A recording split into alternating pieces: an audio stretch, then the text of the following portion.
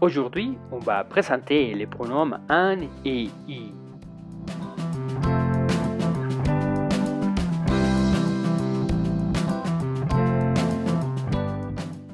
Pour commencer, 3 questions. Qu'est-ce que c'est? Comment on peut les utiliser et quelle est leur fonction? Les pronoms un et i remplacent un complément direct ou indirect. Ah, c'est difficile. Ce n'est pas difficile, il faut faire attention. On va commencer par les pronoms i. Les pronoms i remplacent un lieu. Un exemple, un dialogue entre deux étudiants. Le premier étudiant demande « Où tu vas ?» Le deuxième répond « Je vais à la bibliothèque. » Tu vas à la bibliothèque pour étudier? Oui, je vais à la bibliothèque pour étudier. Si vous regardez, on répète 3 fois à la bibliothèque. Ce n'est pas normal. Si on répète le même dialogue mais en utilisant le pronom i, on dirait Où tu vas? Je vais à la bibliothèque. Tu y vas pour étudier? Oui, j'y vais pour étudier. I remplace à la bibliothèque pour éviter beaucoup de répétitions. Attention, pour utiliser les pronoms i, le complément doit avoir une préposition. Dans, à, chez, en, etc. Ah, c'est difficile. Non, ce n'est pas difficile. Il faut faire attention.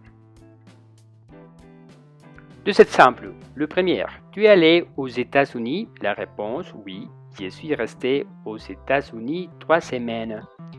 Aux États-Unis, c'est le complément introduit par la préposition au. Le pronom i va remplacer aux États-Unis. La réponse, oui, j'y suis resté 3 semaines. I remplace aux États-Unis. Un deuxième exemple. Qu'est-ce que vous avez fait en France? La réponse, on a travaillé en France. France, introduit par la préposition en. Le pronom i va remplacer en France. La réponse,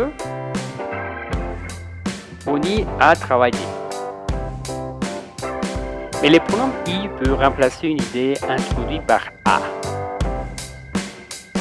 Exemple. Tu penses à ton travail? La réponse, oui, je pense à mon travail. À mon travail va être remplacé par i. Oui, j'y pense. I remplace à mon travail. Un deuxième exemple. Vous avez fait attention à vos devoirs? Non, je n'ai pas fait attention à mes devoirs. À mes devoirs va être remplacé par i. Non, je n'y ai pas fait attention.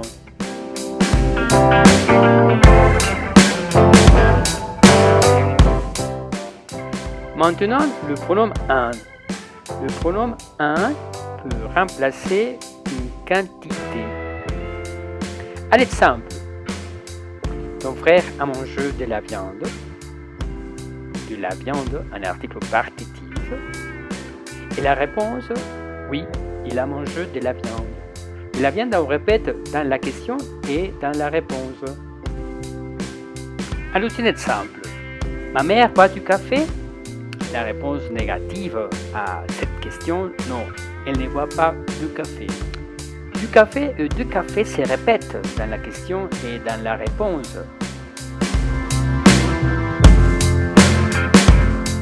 Si l'on utilise le pronom un dans les deux exemples, ton frère a mangé de la viande, la réponse, oui, il en a mangé. Un remplace de la viande. Ma mère boit du café, la réponse de manière négative, non, elle n'en boit pas. Un remplace de café. Des autres exemples. Tu veux de l'eau? La réponse, oui, je veux de l'eau. Mais si on utilise le pronom un, on doit remplacer de l'eau. On doit dire, oui, j'en veux. Le dossier c'est simple. Il a réservé 3 places. Dans ces cas, la réponse, c'est possible. Oui, il a réservé 3 places. Mais si on utilise le pronom un, on doit remplacer 3 places. Mais attention. La réponse,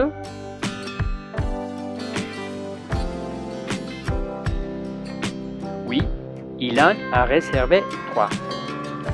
Il faut conserver la quantité 3.